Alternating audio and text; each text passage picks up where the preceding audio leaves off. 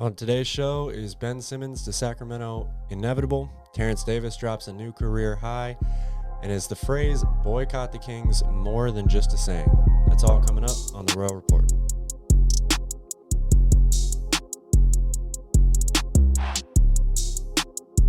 Welcome. Good morning and happy Friday. Welcome back to Royal Rebounds, a Sacramento Kings YouTube channel for fans by fans.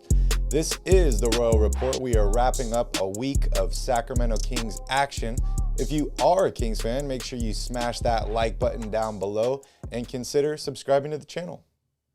Welcome back, Royal family. Thanks for joining us again on another fantastic Friday. Let's get right to it here with some news from around the league. There was a real bizarre moment occurring Wednesday night in the Nets-Wizards game in Washington. With about 6 minutes left in the fourth quarter, Nets assistant coach David Vanterpool reached over the sidelines, deflecting a Spencer Dinwiddie pass during live play that resulted in a Washington turnover. Play was not stopped, and there were no repercussions for the play. The Nets went on to win the game 119 to 118. Afterwards, the league reviewed the play and fined David Vanterpool $10,000, as well as the Nets organization $25,000 for inadvertently interfering with a live ball. Unfortunately, the Wizards do not get to play the game again, or will still end up taking the loss overall. Speaking of losses, the Bulls have lost yet another key player due to injury, Barry. Yeah, such a weird situation. We've seen it happen in football where coaches have interfered and they've been punished, but it's just an unfortunate situation that the NBA can't make them, replay that last bit of the game or give the Wizards some kind of a shot. A fine doesn't really do anything to them.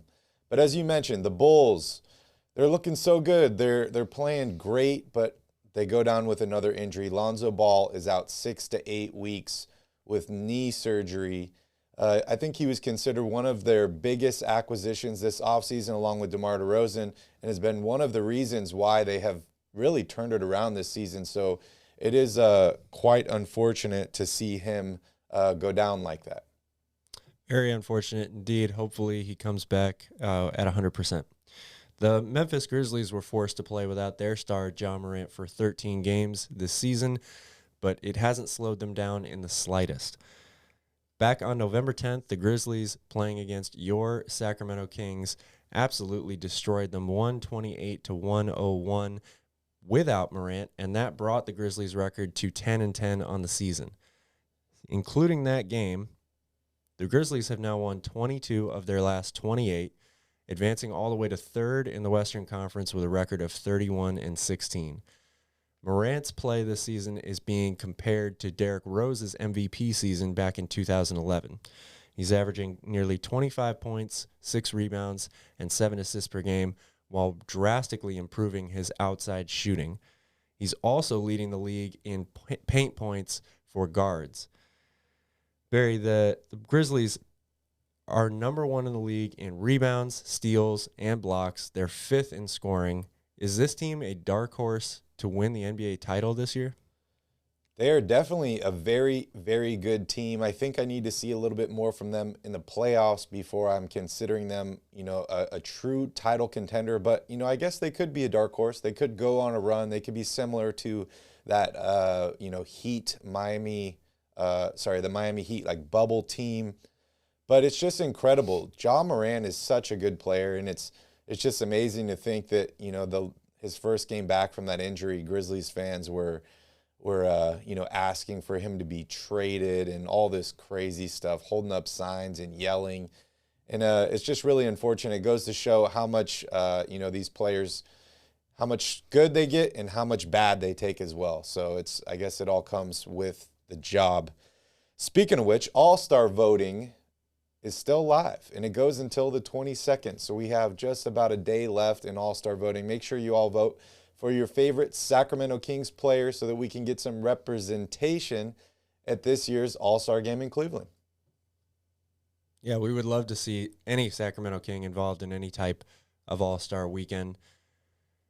Kind of like an all-star game that they played just the other day against Detroit, right? We're not going to talk about that. Oh, wait. Yes, we are. It's Sacramento Kings Weekcap. So, Kings go 1-2 this week, which I guess you could say would be an improvement over last week's 1-3 and 1-3 the week before.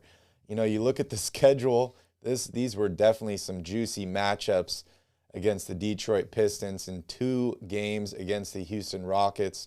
The Kings ended up splitting those games, and then they lose to the Pistons in a comeback victory for Detroit. But that first Rockets game, it was a victory. 27 points for De'Aaron Fox, 26 and 13 for Marvin Bagley, arguably his best game of the season. And then a 9-point, 10-assist game for Tyrese Halliburton. Double-digit assists is becoming a regularity for him. And then the loss against the Rockets, no Tyrese Halliburton, 27 for Buddy Hield, 17 for Terence Davis, 14 for Fox, 14 for Metu. The Kings just simply have not played well without Tyrese Halliburton. And then the loss to Detroit, 35 points. Huge game for Terence Davis. He ended up starting that game for Tyrese, 27 for Fox, 20 for HB. Only 2 points for Buddy Hield, and the Sacramento Kings fall to 0-4 without Tyrese Halliburton. Yeah, this is arguably the most disappointing week of Kings basketball in recent memory, dropping 2 of 3 games to teams that you could say might be the 2 worst teams in the entire NBA. And all of these games, by the way, were played at home. It was a new arena, though, that the Kings played in, the Sacramento Public Library. There's really not so much to say about these games. There were great offensive numbers in all 3 games from different Kings players, but it ends up being to no avail because they can't make stops. They can't beat, some of the worst teams out there. So it's really back to the drawing board and hey, Monty, this isn't working anymore. It's time for some changes. Yeah, another rough week for us Kings fans. I mean, it's just kind of regular at this point. Yeah, without a doubt. Well, it's been tough to watch the Kings play over the past few weeks, but it's also becoming apparent that there are less and less people watching, at least at Golden One Center. The stands continue to be empty week after week, day after day, and there's a phrase that has been catching or gaining momentum over the course of the season, and that is boycott the Kings, #boycott. Barry, this has been one of the most loyal fan bases in all of professional sports for as long as I can remember. Do you think that this is more than just a gimmick now? Is this an actual movement? I really hope not. It's tough. As a Kings fan, it is very frustrating to see your team lose over and over again and continue to make the same mistakes. We deserve a better product on the court. We really do. But at the same time, I feel like you need to support people when they're down. You need to support teams when they're down. I think that Monty is honestly trying his best right now to bring another player or a couple players to this team. But we also don't want to force him into making any bad moves. I've been adamant saying I'm not making a move just to make a move. I only want to make moves that help improve this team. So, I'm not trying to put any extra pressure on Monty. Yes, a move needs to be done. I wish Hey Monty would hashtag Hey Monty would be trending instead of boycott the Kings. But, I feel for the fans. I know exactly how they feel. And, who wants to spend $100? Who wants to spend, $25 to go to a game and spend $12 on a beer and the fan next to you is puking on the court because he's not happy with the product? Not me. Yeah, it's a tough position to be in, I think, for all Kings fans, for any fan in general. If your team has been bad for a long time, it's only natural to kind of be a little less engaged. And certainly, you can point to losses like the 2 losses this week. The Kings have probably had worse losses than those in the past 15 years. But that's the point. It's been 15 years. The pressure is continuing to mount. And Kings fans, some of them, I'm sure, are completely fed up and are tired of watching the games. And as you mentioned, it costs money to go to these games as well. And if you're already mentally kind of disconnected from the team, you're going to be far less likely to go to the game and spend $100 on a ticket plus whatever it's going to cost for you to get drunk, so you don't have to, go through the emotions of the pain of losing the game. Yeah, yeah. If you want to boycott the Kings, I respect your decision. Hey, just watch the show. Then you don't even have to watch the Kings games. You don't need to boycott us. You could boycott the Kings and still watch the show. That's totally cool. But let us know down below in the comments what you plan on doing.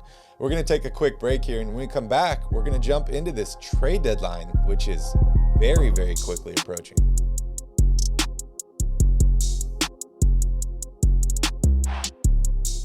Welcome back.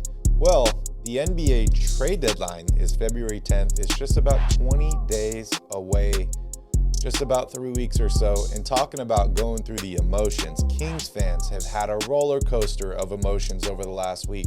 De'Aaron Fox is going to be traded. He's included in a Ben Simmons trade. Oh, nope, never mind. Now it's going to be Tyrese Halliburton. Now they're both off the table. Now we're not going after Ben Simmons. Yes, we are. Now it's Domantas Sabonis. Just a whirlwind of trade rumors surrounded by Sacramento incompetentness and just a crazy situation. I've been hearing, Calvin, that the Kings are expected to be, if not one of the most active teams during this NBA trade deadline. Give me your thoughts. My thoughts are they should be. We've been talking about this for months now. It's very obvious that things aren't working with this team and that changes need to be made.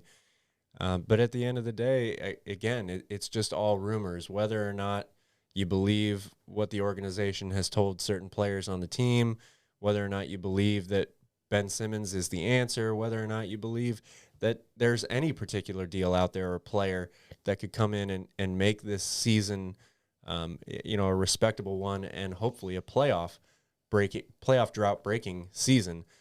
That's what it all comes down to, is that some deal needs to be made, and it'll start maybe a domino effect of other deals and other moves, whether it's with the Kings or with other teams around the league. So the trade deadline is coming up here.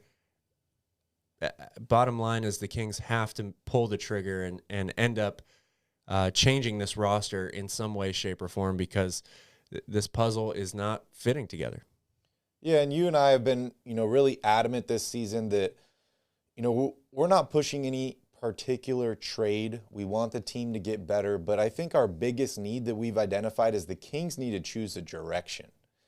And, per Shams and James Ham, it seems like they've finally chosen a direction, and that is to build around De'Aaron Fox and Tyrese Halliburton. Yeah, for weeks, the Sacramento basketball team community has been at odds over which player to keep, De'Aaron Fox or Tyrese Halliburton. But as you mentioned, it appears that no one has to pick sides anymore. Shams reported that both players were told by the Kings organization that they will be remaining in Sacramento off the trade block, and the team will look to build around the two of them in the backcourt. The February 10th trade deadline is rapidly approaching, though, and the Kings may be running out of time to make that major move that could help bolster this roster for the rest of this season. Barry, is this ultimately the right move for Sacramento? I mean, you look at the record this season, the Kings are 0-4 without Tyrese Halliburton. They're 1-3 without De'Aaron Fox. So it's pretty obvious that these two guys are very, very important to this team and to winning basketball games.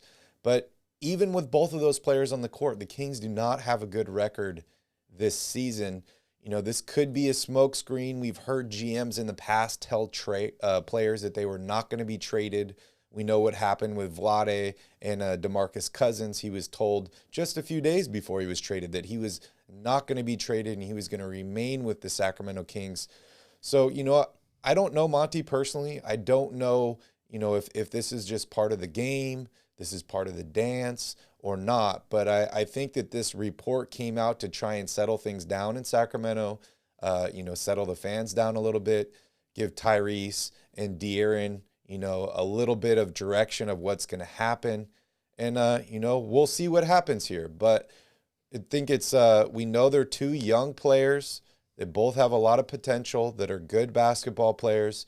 So, I'm not really disappointed in this decision at all if this is the decision.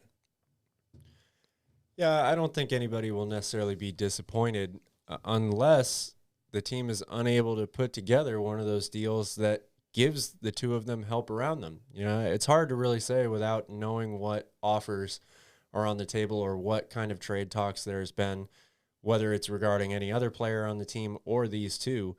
But I think that it's worth at least exploring. You might actually get your best deal if you include one of these two guys. It doesn't mean you necessarily pull the trigger on that deal. But as you mentioned, the Kings are not a good team whether any of these guys are on the court right now. So I think you really have to take in the whole spectrum here to see what the best way of improving this team is. As Kings fans, most people, I think, love both of these guys. They want them to succeed together, but it doesn't always work like that. So it's very hard to say what the right move is here. I think the Kings, as a franchise, are ultimately putting faith in the right decision by keeping these two guys and looking to build around them. But then you still have to go out and do it. So there's a lot of work for Monte McNair to be done here. There's no doubt about that.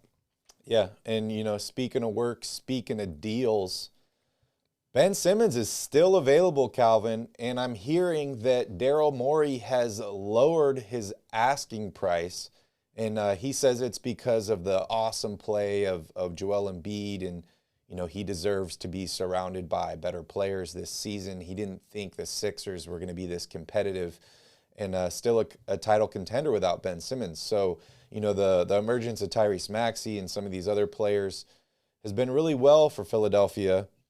Morey is quoted saying, "I can tell you that for sure. There are deals with the Sacramento Kings that I think could work." So it's an interesting quote. We've heard about the Kings and Ben Simmons for months now. We've talked about it ad nauseum over and over and over. Are the Kings interested? Are they not interested? We're hearing all these different things back and forth. To me, this seems like a chess match between two old friends, Daryl Morey and Monte McNair, coworkers, friends. They worked together for so long. It seems like just a complicated chess match between these two guys. I think a deal is probably going to happen. I just have this gut feeling. I really do. And it's kind of Morey saying, nope, I want an all-star in return. I don't want Fox. I don't want Halliburton. I want a bona fide all-star. And then, Monty's like, okay, well, we'll talk about it. And then Monty's like, nope, De'Aaron Fox and Tyrese are off the table. And then now you have Daryl Morey coming back saying trade deals are possible with Sacramento. So, it's a really tough situation, but they are definitely playing a good game of chess here.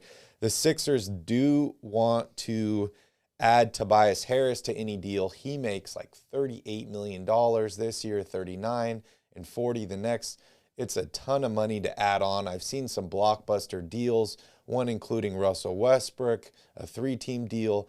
I think it's pretty obvious that if you're going to include all this salary together, it's probably going to have to be a multi-team deal just to make all these pieces work. But that in turn just makes it more complicated and less likely to happen. Calvin, I know you love talking about Ben Simmons, so let's hear it. What is your current feelings on Big Ben coming to Sacktown? Well, my current feelings are I'll believe it when it happens. As you mentioned, we've talked about this for so long, so many different possibilities. I would still be okay or happy even if the Kings actually pulled off this deal, because if you're going to keep Tyrese and De'Aaron Fox and you add somebody like Ben Simmons, who knows really if that combination is going to work in the long run in terms of playoff success or just getting to the playoffs, making this team, a legit Western Conference team. But it certainly can't hurt adding a 3-time All-Star. The guy's been an All-NBA defensive player as well. He's a very, very talented basketball player, and he could definitely help this team if he's in the right mindset and all that stuff. I do think that the Kings have something working for them in that we talk about pressure building on Monty McNair to make something happen. I think pressure is probably building on Daryl Morey to make something happen here as well. It's clear that the fan base does not want Ben Simmons there. He doesn't want to be there. This has been dragged on for a very, very, very long time. Nobody else has pulled the trigger on this move yet. Sacramento has always been, kind of the front runner or the most obvious or expected landing spot at the end of the day. You're right about the Tobias Harris, kind of curveball here. It does change things a little bit. There's a lot of money that needs to be thrown around, and perhaps a third team needs to get involved. But this does seem, after all this time, like it really is gaining traction. So, again, I'll believe it when I see it, but it could happen very soon. Hey, and if you can get Ben Simmons without giving up Fox or Tyrese, I think that this is a win. And I think that that's a core of 3 young players that are locked up. I know Tyrese is just on the rookie scale deal, but it gives you an option to sign him to a contract extension or match any other offer. So you have 3 young guys locked up long term. And, as Sacramento, that's pretty much all you can do. And then you hope for the best. You surround them with role players. The Kings seem to be really good at bringing in role players. They just haven't had enough to surround the role players with. And maybe Ben Simmons can help fix that situation. We're going to take another quick break here. And when we come back, we're going to talk about Calvin's favorite section, which is Cowbell Questions.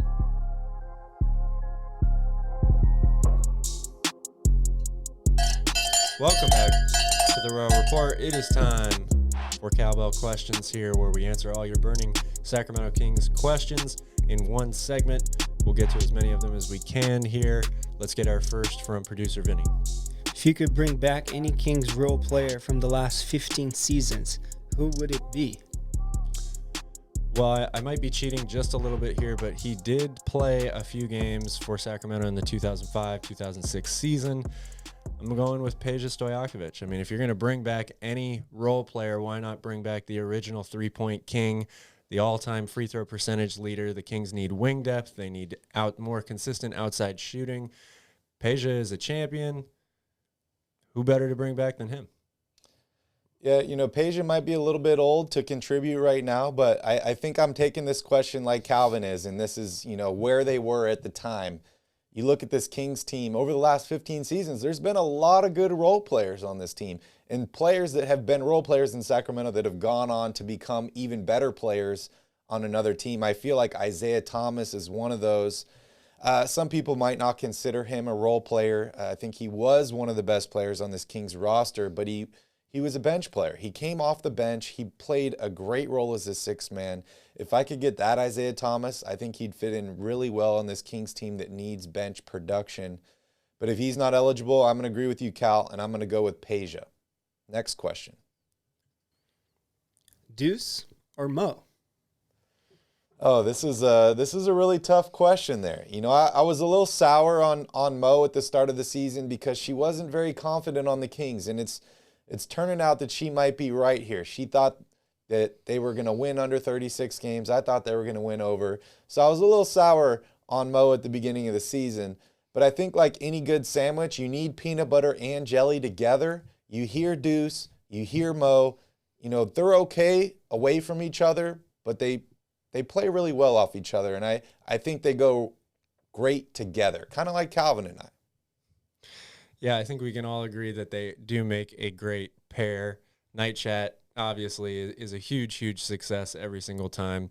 And they've been the voice of the Kings in one fashion or another for a long time now. I'm going to break the tie here a little bit. I'm going to give it the nod to Mo. Nothing against Deuce. I think that he does a great job, and him calling Stockton Kings games is very entertaining. He's really, really good at it. But I give a lot of credit to Mo.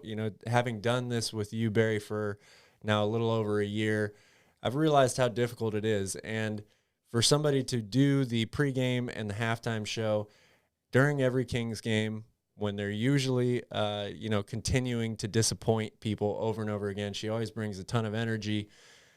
So I give her props, for stepping into that role this season and for knocking it out of the park. And she's question. got to rush home afterwards and do the podcast, Yep, too. That's that too. crazy. I can't believe she talks about the Kings that much. She's got to have Kings on the brain. Next question. Higher ceiling, Terence Davis or Daveon Mitchell?